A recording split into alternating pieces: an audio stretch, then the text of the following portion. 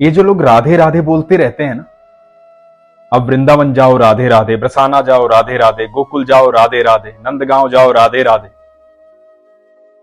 हर जगह जिसको भी आवाज दो राधे राधे राधे राधे, बस यही आवाज कानों में पड़ती है। कभी सोचा है कि क्यों बोलते हैं राधे राधे? क्यों लोग बार बार कहते हैं राधे राधे? श्री कृष्ण के भी भक्त होंगे तो बोलेंगे राधे राधे। कभी जानने की कोशिश की है? तो ये प्रसंग सुनिए और जानिए कि क्यों कहते हैं राधे राधे। हरे कृष्ण दोस्तों, मैं हूं अनुज शर्मा। एक बार 3 साधु थे, 2 जवान थे, एक वृद्ध हो गए थे। जमुना किनारे बैठे थे, ठाकुर जी के अनन्य भक्त। पूरी जिंदगी सिर्फ कृष्ण कृष्ण कृष्ण कृष्ण कृष्ण कृष्ण कहते हुए निकल गई थी वृद्ध साधु की।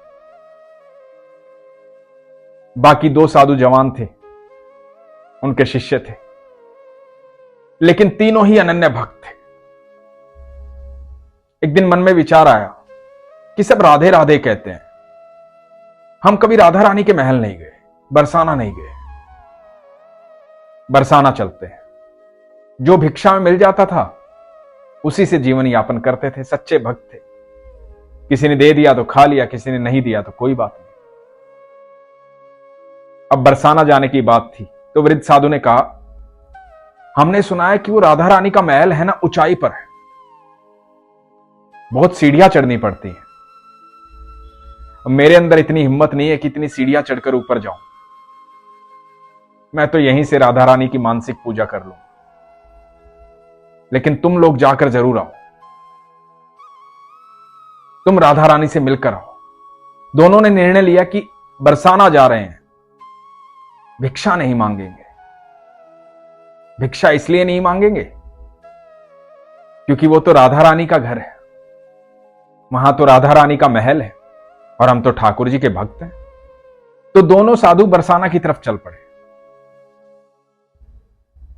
चलते चलते बहुत देर हो गई, भूख भी लगी थी। अब कोई देता था कुछ तो खा लेते थे, नहीं तो नहीं खाते थे। तो पहले साधु ने दूसरे से कहा, भूख लगी है, क्या करें, किसी से मांगे? तो दूसरे ने कहा, नहीं, अरे हम ठाकुर जी के यहां से आए हैं, राधा रानी के मेहमान हैं, राधा रानी खुद इंतजाम करेगी, हम क्यों मांगे किसी से, हम तो मेहमान हैं ना। तो चलो राधा रानी से मिलते हैं, देखते हैं क्या होता है।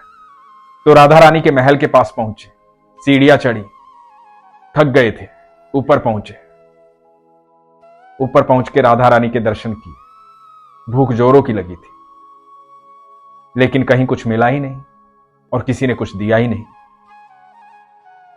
राधा रानी के दर्शनों से तृप्त हो गए, मन प्रसन्न हो गया, आनंद आ गया। पहली बार राधा रानी को देखा था। राधा रानी की अटारी पर जाकर के हर किसी को सुकून मिलता है। वहां ऐसी हवा का झोंका चलता है कि आदमी कितना भी परेशान हो, कितना भी दुखी हो, प्रसन्न हो जाता है, सारी थकान दूर हो जाती है।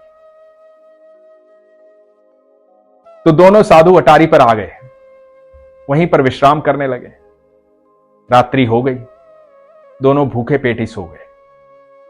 इधर राधा रानी की सेवा करने वाले गोस्वामी जी को स्वप्न आता है। स्वप्न में आती हैं राधा रानी। राधा रानी कहती हैं, गोस्वामी जी, मेरे 2 मेहमान आए और वो भूखे सो गए मेरी ही अटारी पर। आपने इतना भी ध्यान नहीं दिया कि कोई यहां भूखा सो रहा है। तो गोस्वामी जी ने क्षमा मांगी। गोस्वामी जी ने पूछा कि राधा रानी, मुझे तो पता ही नहीं। राधा रानी ने कहा, जाओ उन्हें भोजन करो, मेरी अटारी पर सो रहे, भूखे पेट सो रहे। गोस्वामी जी हड़बड़ाकर उठे, अटारी पर पहुंचे, देखा 2 साधु सो रहे। दोनों साधुओं को उठाया, बोला, क्षमा चाहता हूं, आप राधा रानी के मेहमान हैं। तो साधुओं ने कहा कि नहीं, ऐसा तो कुछ नहीं है, हम तो आए थे दर्शन करने, थक गए थे, कल सुबह वापस जाएंगे। तो गोस्वामी जी बोले कि आपने कुछ खाया नहीं है, मैं भोजन की व्यवस्था करता हूं, आप आराम से बैठिए, मैं भोजन लेकर आता हूं। और गोस्वामी जी भंडारे में गए, प्रसाद लेकर आए, जो भोग का प्रसाद था, ला करके दोनों साधुओं को दिया। साधुओं ने भोजन किया, आत्मा तृप्त हो गई, मन प्रसन्न हो गया, राधे राधे बोलने लगे। गोस्वामी जी को राधे राधे किया, राधे राधे कर गोस्वामी जी चले गए। गोस्वामी जी बड़े डरे हुए थे, घबराए हुए थे, हड़बड़ाए हुए थे, क्योंकि यह शिकायत राधा रानी ने की थी। अब दोनों साधु वहीं अटारी पर फिर से सो गए। राधा रानी स्वप्न में आई। राधा रानी ने आके कहा कि कैसा लगा भोजन। दोनों के स्वप्न में आई और दोनों ने ही कहा कि बहुत अच्छा लगा, आनंद आ गया। मेहमान हो ना मेरे, ठाकुर के यहां से आए हो, कृष्ण के यहां से आए हो, भोजन में आनंद आया ना, कुछ और व्यवस्था करनी है? तो दोनों साधुओं ने कहा कि नहीं महारानी, आपके दर्शन हो गए, आपको देख लिया, ये सब स्वप्न में चल रहा है। तो राधा रानी ने कहा कि गोस्वामी जी भूल गए, भोजन के पश्चात पान नहीं दिया आपको, मेरे भोग में पान जो चढ़ा था उस पान का बीड़ा आपको नहीं दिया, ये पान भी ले लो, पान ग्रहण करो, आप मेरे मेहमान हो। दोनों ने स्वप्न में पान लिया, राधा रानी को प्रणाम किया और राधा रानी स्वप्न में अंतर्ध्यान हो गई। यह सुबह 4 बजे की बात है। दोनों की एक साथ निंद्रा खुली, दोनों ने एक दूसरे की तरफ देखा, दोनों के मुख से निकला, राधा रानी आई थी स्वप्न में, पान दिया और दोनों ने देखा कि जहां वो सो रहे थे वहीं पर पान रखे हुए थे। वो पान जो राधा रानी ने स्वप्न में दिए थे। पान ग्रहण किया, जोर से राधे राधे चिल्लाए, उसके बाद कभी लौटकर वहां से नहीं आए, बस राधा के होकर रह गए। ऐसी महिमा है मेरी राधा रानी की, ऐसी मेहमान नवाजी की। उन्होंने तो मजाक में कहा था कि हम राधा रानी के मेहमान हैं, कृष्ण के यहां से जा रहे हैं, लेकिन राधा रानी तो राधा रानी है, सबको उतना ही प्रेम करती है, उसे सब सुनाई देता है, सब दिखाई देता है। हमारे मन में जो भी भावना आती है हमारे ईश्वर के पास पहुंचती है, चाहे वो अच्छी हो या बुरी। इसलिए अपने मन को सात्विक रखें, सच्चा रखें, सरल रखें, सहज रखें, प्रेम से परिपूर्ण रखें।